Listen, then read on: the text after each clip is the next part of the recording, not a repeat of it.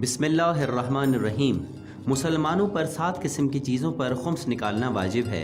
इन चीज़ों में से चंद ये हैं। मसलन अगर किसी को ज़मीन, कान, समंदर या किसी भी ऐसी जगह से ख़जाना मिले तो उस पर उसे खुम्स देना होगा। अभी हम अमूमी तौर पर इजाफ़ी आमदन पर अदा करने वाले खुम्स के बारे में बात करेंगे। खुम्स कारोबार, नौकरी, पेशा या उजरत पर काम करने वाले हजरात पर लागू होता है, अलबत्ता अगर इनकी तमाम किस्म की आमदन पर मुनाफा हो।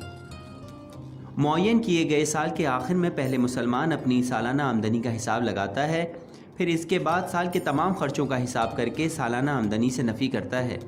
आखिर में जो रकम बचेगी वो मुनाफा या इजाफ़ी आमदन शुमार होगी। इसका 5वां हिस्सा या 20% खुम्स में अदा होगा और बाकी 80% साफ़ व शफ़ाफ या पाक पैसा शुमार किया जाएगा, जिस पर खुम्स दोबारा लागू नहीं होगा। मसलन हम इसे इस तरह समझते हैं, हमारे 2 बैंक अकाउंट हैं। पहले बैंक अकाउंट में एक साल के दौरान कमाई गई आमदनी $2000 मौजूद है, जबकि हमारे दूसरे बैंक अकाउंट में इसी साल के दौरान कमाई गई आमदनी $500 मौजूद हैं और इस साल की नकद रकम $500 भी आपके पास मौजूद हैं। ये तमाम मिलाकर साल के टोटल $3000 हो जाते हैं। इससे अब साल के खर्चे निकाल देते हैं।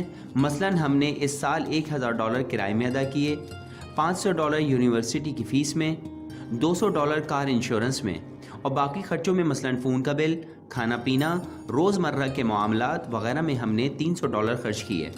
ये तमाम खर्चे मिलाकर टोटल $2000 हो गए। इस तरह हमने इस साल में $3000 कमाए और $2000 खर्च किए। मुअय्यन किए गए साल के आखिर में हमारे पास $1000 रह गए, जो हमारी इजाफ़ी आमदन या बचत कहलाएगी। अब ये आमदनी जो बचत है, अगर पूरे साल खर्च नहीं किए तो हमें खुम्स अदा करना होगा। मुनाफे का 5वां हिस्सा या 20% खुम्स अदा होता है। $1000 का 20% $200 होंगे, जो खुम्स में अदा किए जाएंगे। बकाया $800 आपके पास ही रहेंगे। इस पर मज़ीद खुम्स अदा नहीं होगा अगर खर्च ना भी हो। नोट: अगर कमाई गई रकम को इसराफ के साथ खर्च किया गया तो इस खर्चे पर भी खुम्स वाजिब हो जाएगा। ऐसा क्यों?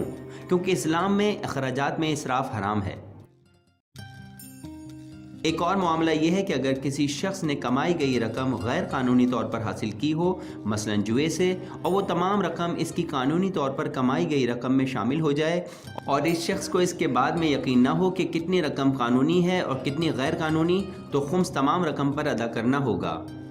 हमें शरई मसाइल की तफसीलात के लिए हमेशा उलमा इस्लाम से रब्ता करना चाहिए। याद रहे कि जहेज़ और महर पर खुम्स अदा नहीं होता। इसी तरह विरासत के हकीकी कानून के तहत विरासत पर भी खुम्स अदा नहीं होता। तोहफ़े तहाइफ अगर साल भर इस्तेमाल ना हो तो इस पर फ़ुक़हा के मुख्तलिफ़ फ़तावा हैं। इसके लिए अपने मुज्तहिद के फ़तवे पर अमल किया जाएगा।